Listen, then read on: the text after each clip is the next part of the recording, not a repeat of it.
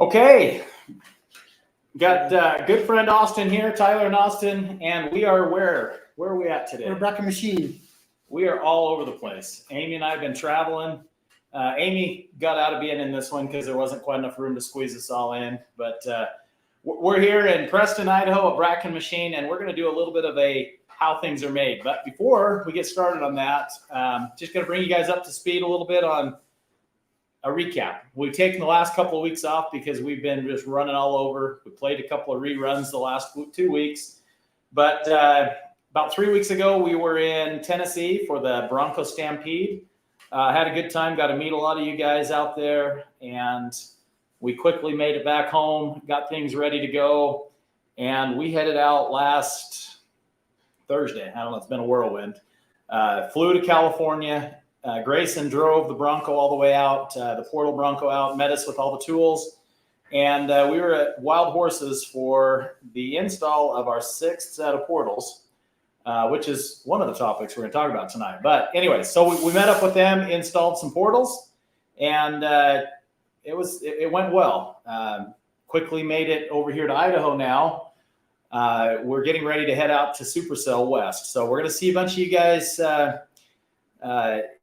I guess in 2 days. Well, some of you guys tomorrow, hopefully. We're a little bit running behind because I'm going to show you a little few things here. So we're here in Idaho doing some manufacturing. This was earlier today. We're going to go up and talk about some of these parts right here. This is an op of the chamfering. We've been doing lots of stuff. We've got Amy packaging product up there. She's super happy to be on camera, as you can tell. Here's a bunch of the housings we're making. And some of the machining, you can see there's a lot of chips coming out of these machines. So anyways, with that, we're going to jump right in and talk with Austin about some of the things we got going on and got coming up. We're going to take a little bit of a yonder. I guess we're going to jump out in the back here. Sorry, guys. Yeah. It's been a long couple of days and going on very little sleep, so bear with me. Anyways, Amy's going to film us. We're going to go back here. We're going to talk about some of the parts. We're going to show you some of the things we're doing. One of the portals we have taken apart because, as we've been talking about, we're working on doing the manufacturing here with Austin here at Brackin Machine in Preston. So with that, let's go ahead, Amy, and let's jump up here. So we're going to add Amy in here.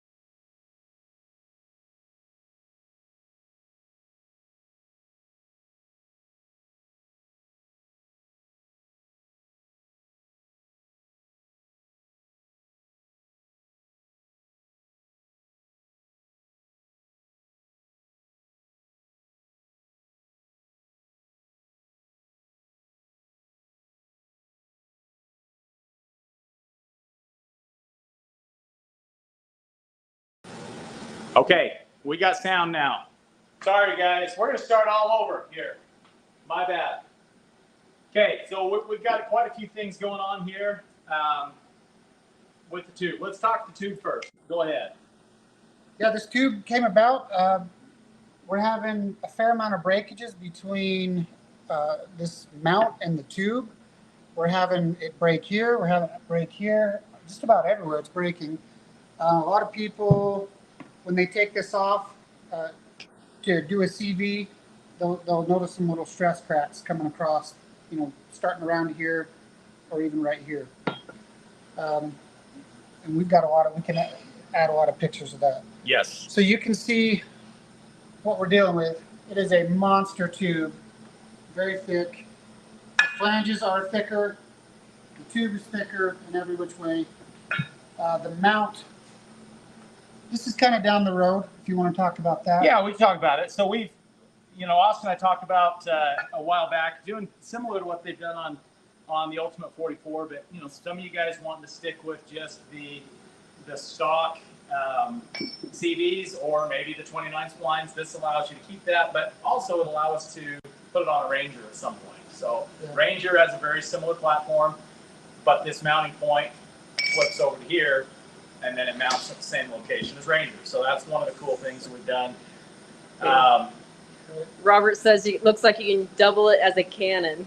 Yeah, you know what? Cannon or a big bat. Amy might try and beat me with that if I don't let her sleep here soon, right? But one of the things that I think is good to point out is, what did you have to do? What is this thing? This is some custom tooling. This is a big drill, 8 5/8 drill that just bores out the center. We create some soft jaws. Yeah, let's hold that up here. I think it's fun to look at this, guys, and show you what all is involved in this process, because these soft jaws basically hold this in place while this whole thing spins, right? Right.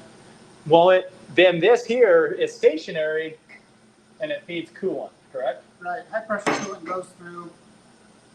The entire stock material rotates. It just bores it out. Chips just come right out of this flute here. And well, it sounds so easy, right? It's a process to get it all set up to get your first parts running for sure. I mean, we started this process in October of last year, which we held off for a bit. Honestly, it was kind of we knew that as you started diving into it, you said it's going to be a very expensive process, right? Right. Yeah. Difficult because of all the precision bores that have to go in there with the needle bearings and that sort of thing. Yeah, you've got some close tolerance bores there's a bearing in the inside, seal surface, bearing surface down in here. And from end to end, when it's flipped, we're only 2/10. That is the max of what we allow for end to end. And it's a very tight tolerance, very strict. So, as some of you guys might know, and maybe some of the guys joining tonight, we knew this was an important part, and we told you guys a couple weeks ago what happened with our experience right before heading to Tennessee. I mean, literally 3 days before heading to Tennessee, we went out wheeling, and then we went to Houston, driving 80 miles an hour on the freeway when this tube came apart, and that caused all kinds of havoc. So, I tell everybody, at the very least, you go out wheeling hard and check that and make sure you don't get any cracks and one of those things that gets. Yeah, again, inspect it. In fact, Amy, come up close. Can you? There's a crack starting right there. If you can get, I don't know how close you can get to that. That right there is going to eventually go all the way. And this came off of which Bronco? Was this off our orange Bronco? Or do you remember which one this came I don't know, but we have a handful of them that are either cracking here, or here. Right. So it's definitely something to keep in mind and keep an eye out on. Let's see if. How far is it? Yeah, it doesn't want to You focus. can almost see it right there. Anyways, either way, you got a crack starting. Once that starts, it's just a matter of time. And that's why you'll get these failures that maybe aren't on the biggest obstacle or even driving on the freeways, because if the crack has already started, it's just. Yeah, you don't know where it started, but it's something to keep in mind and keep an eye on. Yes. So Jessica is asking what this is. She came in a little Okay, late. Jessica, this is on the outboard shaft. This is the stock part for the differential tube. So it basically, it's way more reinforced, like we were just showing. This is your differential here. Your axles go out to your tires. Right. And this is the tube on the passenger side. It's a long. See the axles right here, and so there's a shaft inside of here that's your intermediate shaft. We've had other failures too. In fact, we just installed portals at Wild Horses. We got all done, and we went out to do a test drive. And now keep in mind that prior to putting the portals on, this was our lesson learned. We knew something was going on. Jim thought it was a CV axle, so we actually changed the CVs.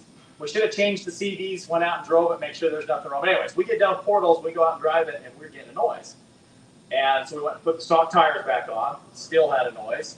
Got underneath, and guess what? The shaft was broken inside of there. So that, I'm not sure is necessarily from a failure of that. It's hard to say. I guess a lack of support could cause that shaft to break, but you know, it broke somehow.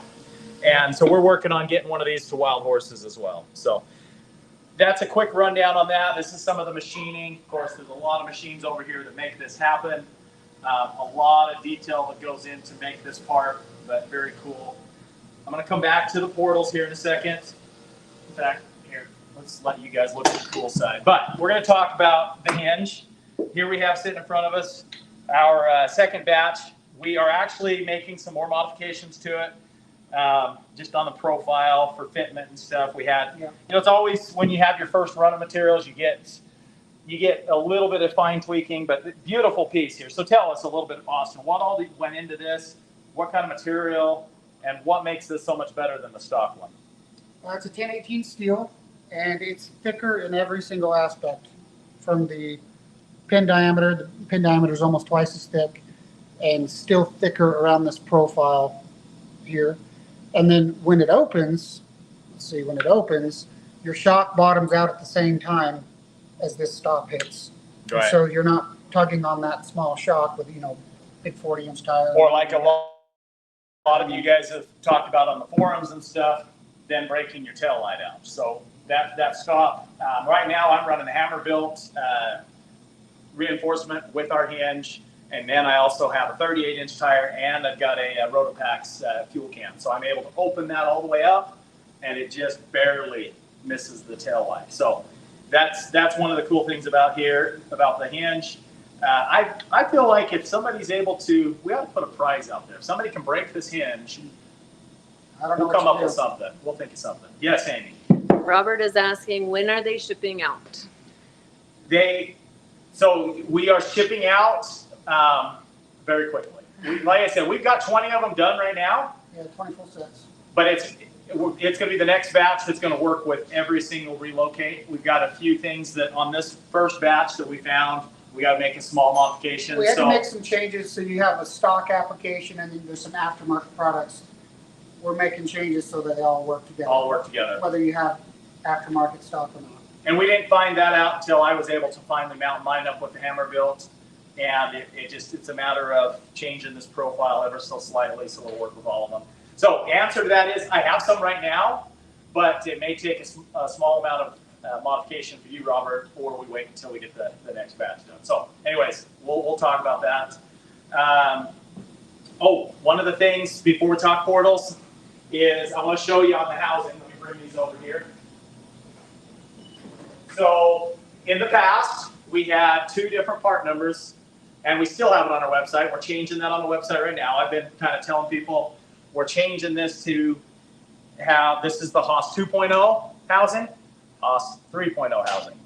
Really can't tell any difference other than this diameter.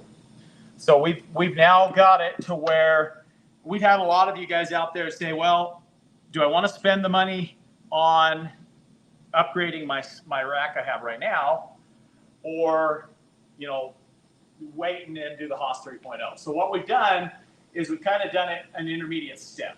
If you feel like, hey, I want to just get by with this rack and then later on maybe upgrade, it'll now come out as this part, the Haas 3.0 housing will mount up to your stock standard rack, same exact mounting points, everything works the same, bigger diameter.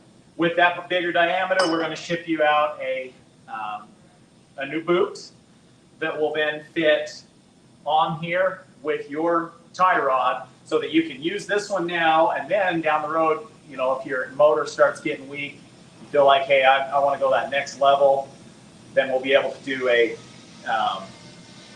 program where we can sell you a rack without the housing, and then you can put the housing on and you can save that part of that money. So anyways, just some ways that we can try and maybe help save you some money or kind of build up to that ultimate steering rack that you'd like to get. So future-proof. Yeah, future there.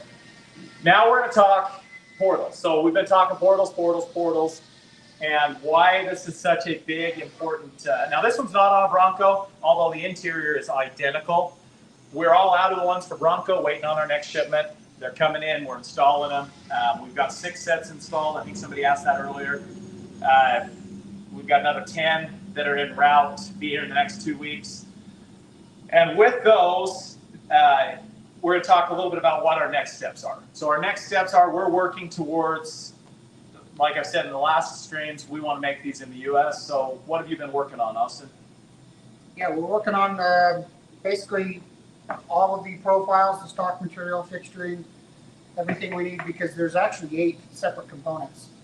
There's a right and a left, which are just mirrored on the inboard, and then there's an outboard, right and left mirrored. Those are different. Same on the back.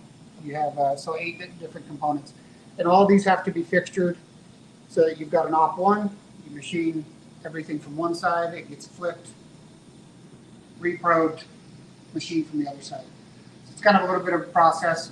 We've got some other components that we need to. So big components. Yep. These gears are massive. They're huge, and there's a lot of intricacy to this, right? Yeah, you got internal spines. You've got a heel crooked gear. Wheel speed sensor. Right. Tapered roller bearing, and so all of those things that, again, we talk about axial thrust, and this here, that's why these are tapered wheel bearings. Yep. That are pretty much equivalent to what you have on like a F450, right? So yeah, heavy duty bearings. Heavy duty bearings, and with that heavy duty bearing, it's very precision parts, and it has, well, I guess the housing is a big part of it too. So we talked before about this being not 60-61, but 70-75. Why is 70-75? And what is that? What is 70-75? 70-75 is it's a tougher aluminum. You'll see it in applications where the tensile strength needs to be higher and being pulled apart. We use slightly different tool strategies for 70-75 versus 60-61. 60-61 is a little softer. So this is more like machining steel then, almost. It's getting closer to a steel now.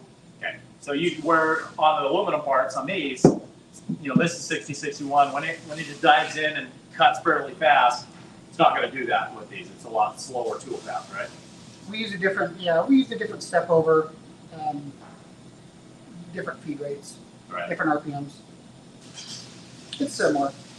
So there's some intricacies into this. I mean, I brought this because I had a set of Jeep portals, and Austin has the plans. We've been working through them, getting the pricing put together, so that I can present all of that and we can get things moved here. But in that, he wanted to get his eyes on it, right? It's a lot easier to kind of put your thoughts together when you can physically see it. Well, we wanted to see them. I needed to see them installed, and so we have the prints installed, and just in case we wanted to change some features.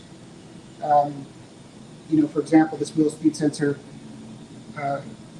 On the Bronco, it sits out on an aluminum piece, so we want to make a few modifications there. Yeah. That, there's a little adapter leaking. because the wheel speed sensor is long enough that there's a small adapter, and instead of silicone, we want to O-ring that so that obviously no leaks. There's a few things like that. There's a few modifications in the second round of them. So in addition to that, a lot of you guys have been asking online, well, what about Raptor? So we have a Ford Raptor sitting outside right now.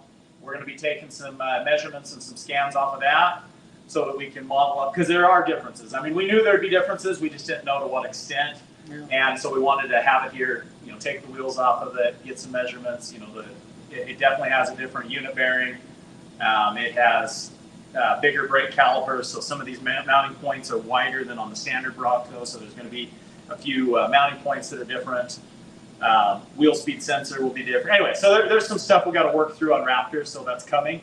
I think that could be a really awesome build to have 5.5-inch lift portals on a Raptor. Ultimate package. The width, the stance. Anyways, so one of the cool things coming up.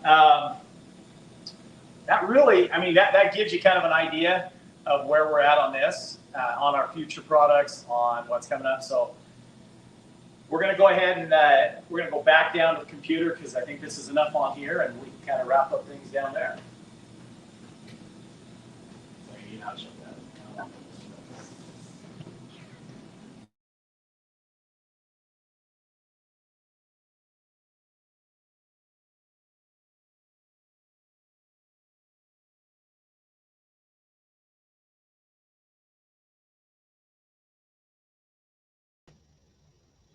You're muted, Tyler.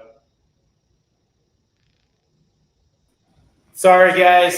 All good. Oh. Turn this off. Okay. What the heck? Okay, sorry. We got a little echo going on, and I'm not sure what.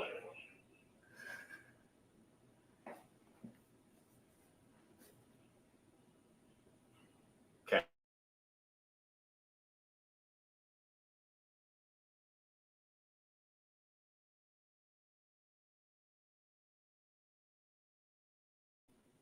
Okay, there we go. Muted again. Here we go. Sorry, guys.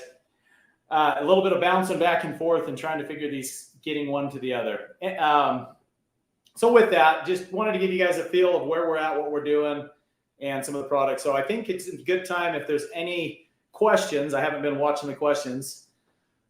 What was causing that check 4x4 warning when we were talking about a few weeks ago? I had just updated my ProCal when I was causing the issue with the portal. So he's talking about on Portal Bronco. I had the 4x4 warning light on. So Robert and I both have a non-Sasquatch Bronco with an M190. So when you do an M190, it requires a ProCal tool to delete, basically to delete the front axle disconnect. Sorry, I had to get my thoughts together. Well, we haven't figured out exactly yet. I've been with Ford and Ford Performance, but I think I might have caused some. So I learned something in this process. We wanted to figure out if there was a way to do it through Forescan, so that if we were changing this out, if somebody didn't want to buy a ProCal tool just to do the FAD, I wanted to see if there's a way. So I got playing with it, changing. Anyways, I got maybe a little bit trying to hack it, and I had somebody else trying to hack it with me. I learned that with Forescan, you got to be very careful. If you start changing certain settings in there, it can lock out certain things. So now what happens is when I put the ProCal tool on my Bronco, it actually locks out. I can put the tool in there, put the programming in, but then it won't let me do certain functions. And then when I want to return to stock calibration, it just doesn't like it. So long story short, don't mess with Forescan like I did, because now I need to get it either to one of the guys at Ford Performance or hopefully a dealership, fix some of that so that I can delete it. So I have everything working great, other than I still get that light on mine. It's not an issue with the portals. It's an issue with me doing a front axle disconnect delete. So we'll figure that out. I just haven't had much time at home. So, yeah, you know what? I mean, definitely, of course, I ran the body lift before the portals just to kind of show the difference. And I agree, with portals, you don't need any other lift. That becomes all of your lift. So if you were to do portals, I would definitely drop the body lift at that point for sure. When you guys come back through, I'd love to see one of these setups on a rig. So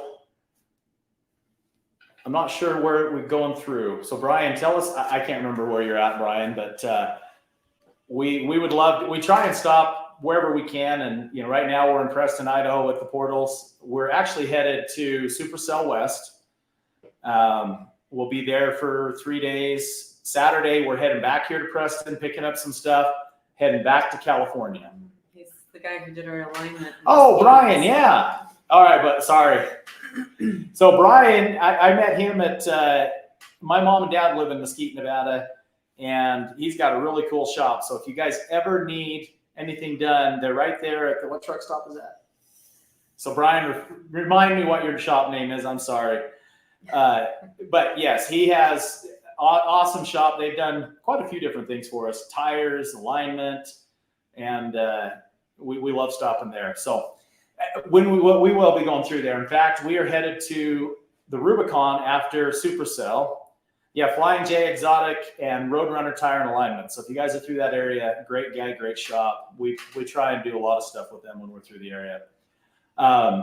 But we are headed to the Rubicon. Then with Rubicon, we're headed down to Matt's Off-Road Recovery to do an install on Hefe's, the tube. So he broke his within the first week of having his Bronco after we went out at Easter Jeep Safari. Had it on back order for 2 months or 3 months until he finally got it fixed. Now we'll finally get it going. He's got it fixed right now, but we're going to go prevent it from breaking again. So, Our friend from North Dakota. oh hey Tony, yeah, Simplify Tony. Yeah, we met Tony about what 7, 8 years ago in a blizzard after I think it was on Christmas Eve.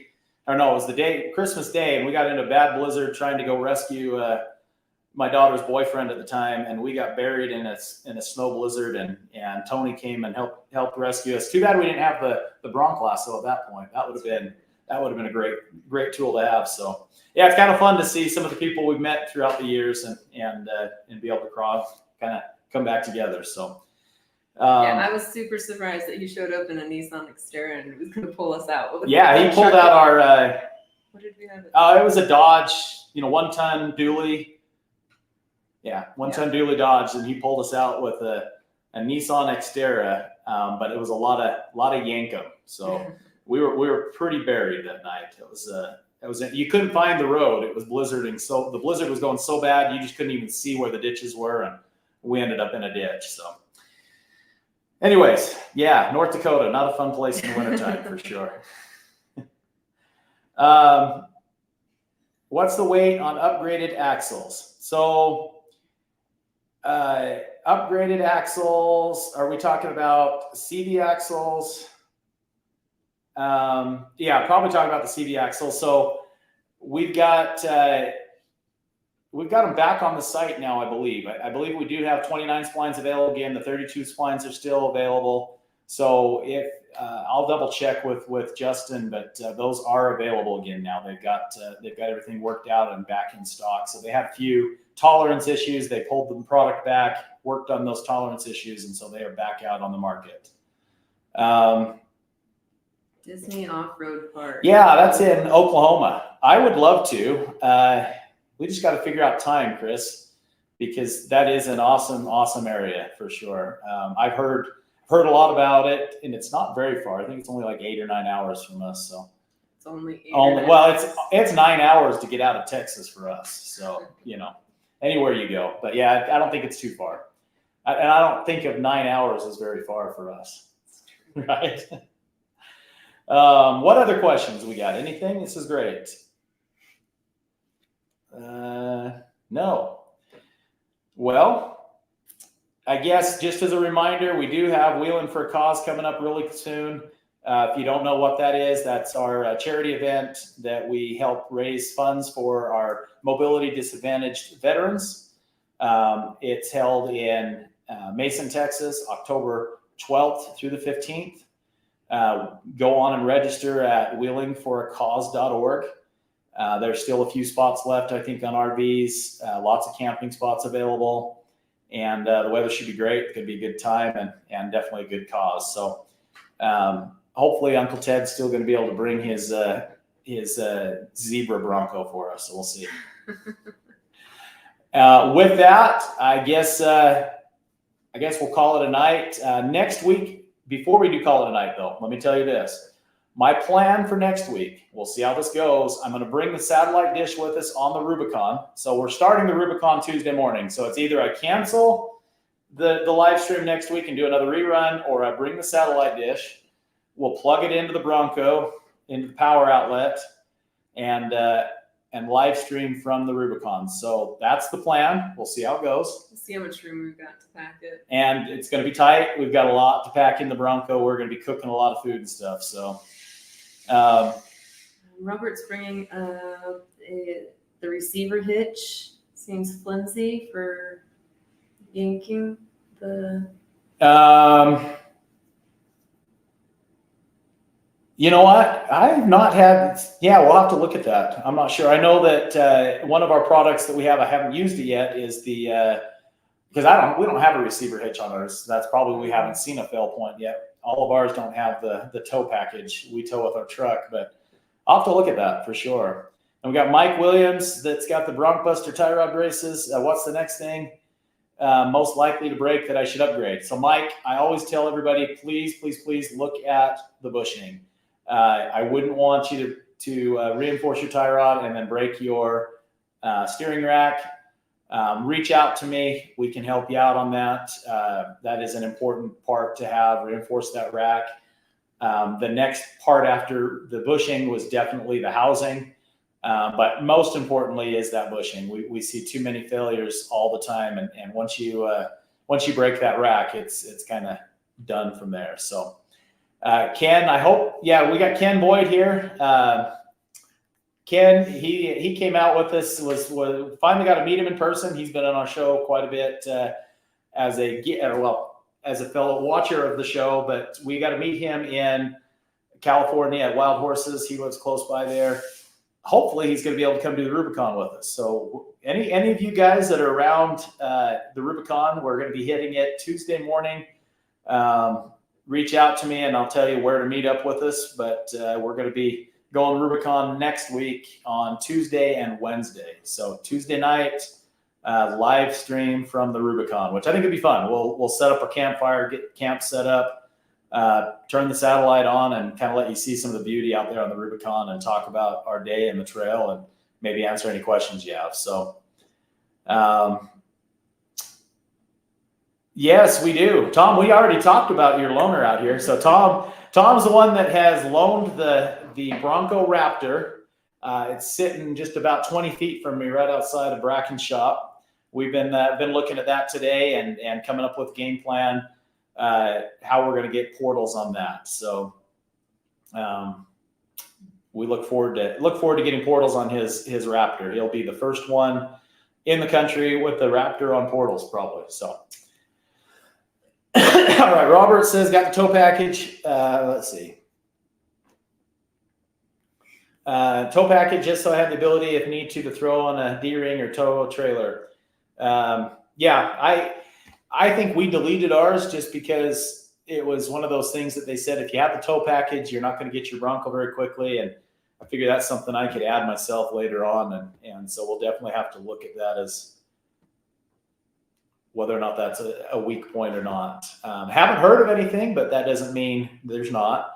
I guess as other things we are working on, I forgot to mention, we are working on brakes. A lot of us running bigger tires. Brakes is the next concern. I haven't had a failure yet. I haven't had anything happen, knock on wood, that caused the failure because of the brakes. But I think that's something we definitely need to solve. There's a couple of companies I'm talking with and working with, and hopefully we'll have a good brake package to add on for the Bronco here real soon as well.